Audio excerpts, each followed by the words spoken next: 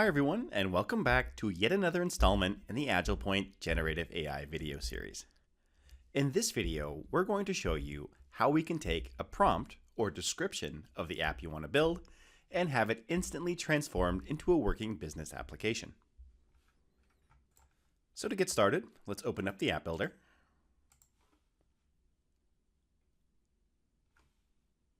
Add an app. Okay, so for today, we're going to build a form-based application, and we'll give our application a name. So for this video, we're going to ask AgilePoint to build us an application to track home inspection results. We'll drop this into a category.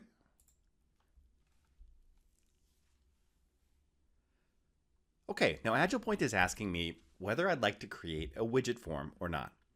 So for those of you who are newer to the AgilePoint platform, a widget form is a form created with the express purpose of hosting on a landing page. So since that doesn't apply to us, let's leave not required selected. And here you're seeing a new option to create the form using AI. Now, if you've seen some of the other videos in this series, you may already be familiar with how some of these options work. But for today, we're going to use Let AI Decide, where we provide a prompt or a description of the application we'd like to build. But other options might include using an existing PDF, an image of a legacy system, or simply using an Excel sheet.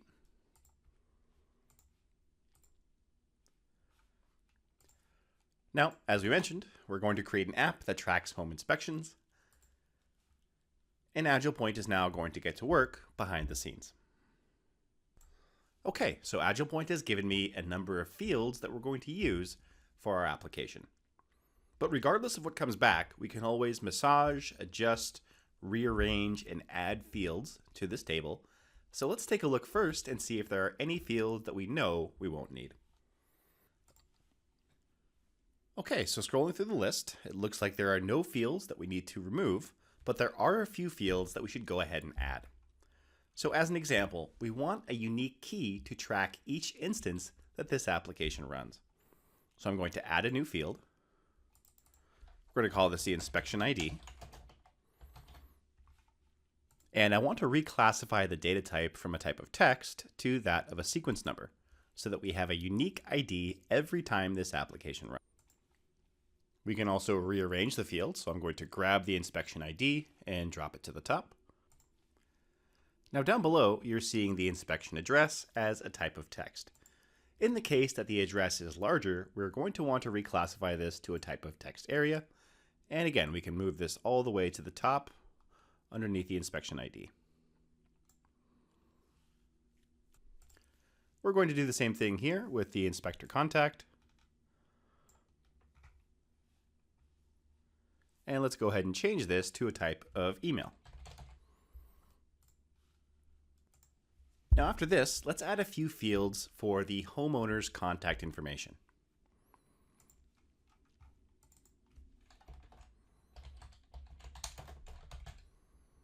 Okay, we'll leave that as a type of text, and we'll add one more, homeowner contact.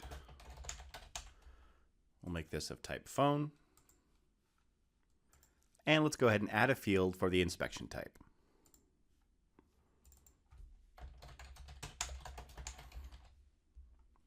Okay, we're going to change this to a drop-down list. This will be a pick list, and we're going to ask AgilePoint to generate values for us. Now, if I had an existing pick list that was suitable for this use case, I could go ahead and select that from here. But for now, let's just go ahead and add a little more clarity to our prompt. We'll call this the home inspection type and ask AgilePoint to generate. We have options like roof inspection, plumbing, electrical, and HVAC, all of which looks great. So I'm just going to give this a unique name, and we can go ahead and proceed. And lastly here, let's go down to inspection status and ask for AgilePoint to generate some values for us. So as you can see here, AgilePoint has done this automatically. We have pending, in progress, or completed. So that looks great. And down below, we're going to go ahead and leave the default 2-column layout that's been suggested.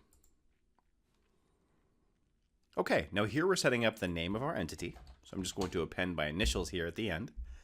And you'll notice that AgilePoint has automatically suggested the inspection ID as the primary key.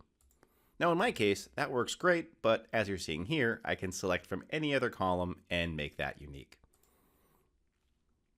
Next, AgilePoint is taking me to a list of common application artifacts.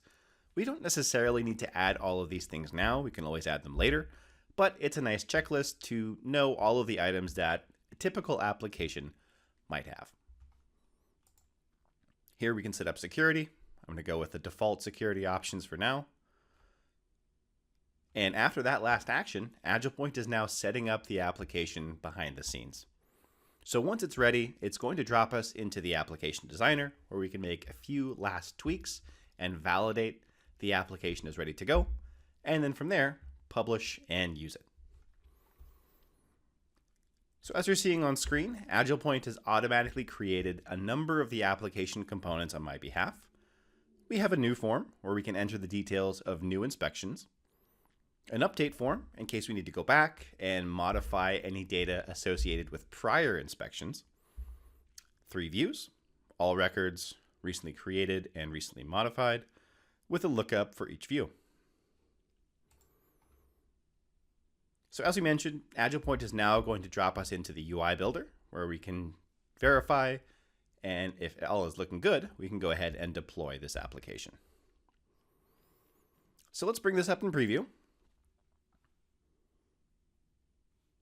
Okay, we have our inspection type, inspection status, date, contact information.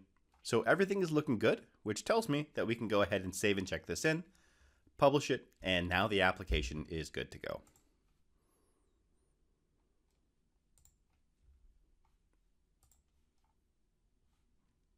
Okay, so down below, I can set a default view. I'm going to leave that with all records and publish it.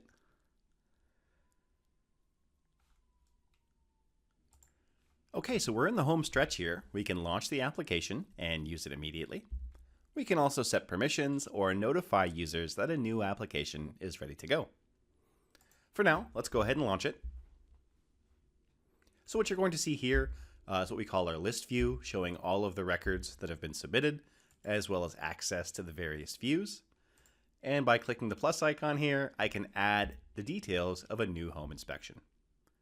So with that, this concludes the content for this video. Thank you so much for watching. Until next time.